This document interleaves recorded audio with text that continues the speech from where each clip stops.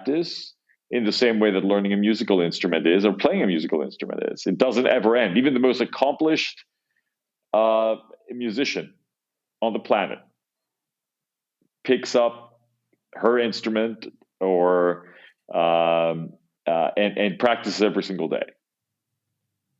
And that's also I think that is something that we can learn as well. How many of us practice every single day what's important to bring to our jobs? Again, I'm not talking about a task.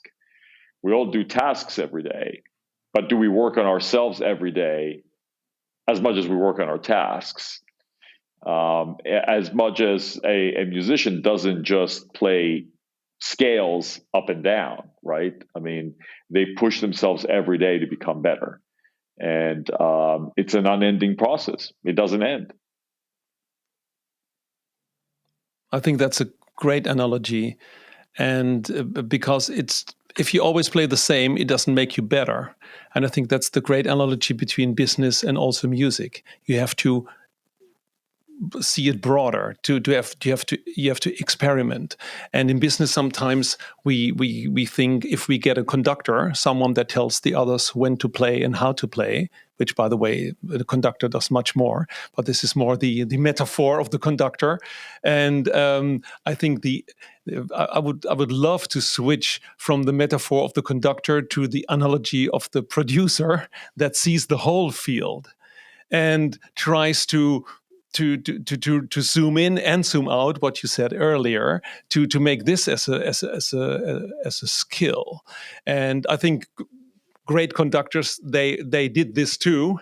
With a composition with a great composition, but the producer might be more an update for our times, and also, and like you say, as you can apply this to your work, that leadership is some kind of producership, or that if leaders would learn how to produce, that they might be more successful.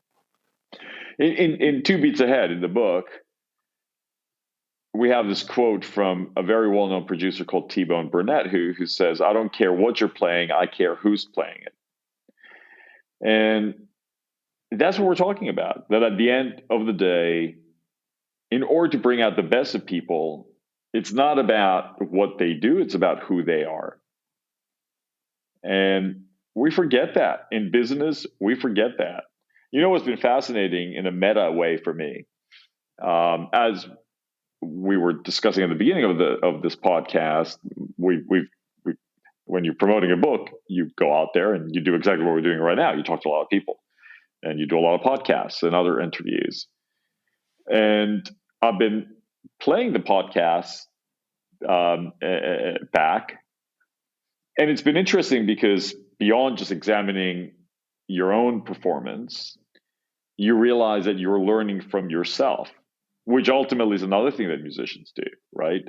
I mean, again, just because I'm sitting here, I'm articulating something, it doesn't mean that it's become second nature. So there's something important, I believe, about this process of, let's say, playing something, recording it, listening to it, doing it, recording it, listening to it, and that it doesn't have to be a musical note. It can be anything. I mean, I would dare any listener, record yourself when you're in a meeting. How often do you talk? Do you dominate the meeting? Is what you're saying understandable? What's your tone, your phraseology, your phrasing? Do you leave breathing time? Do you give people space to talk themselves? Or are you just speaking in an endless drone and monologue?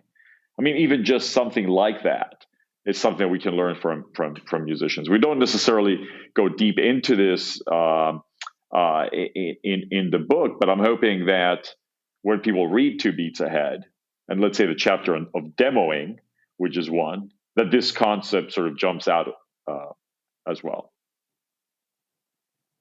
Wow, that's a great tip, and also a great reason to dive into the book.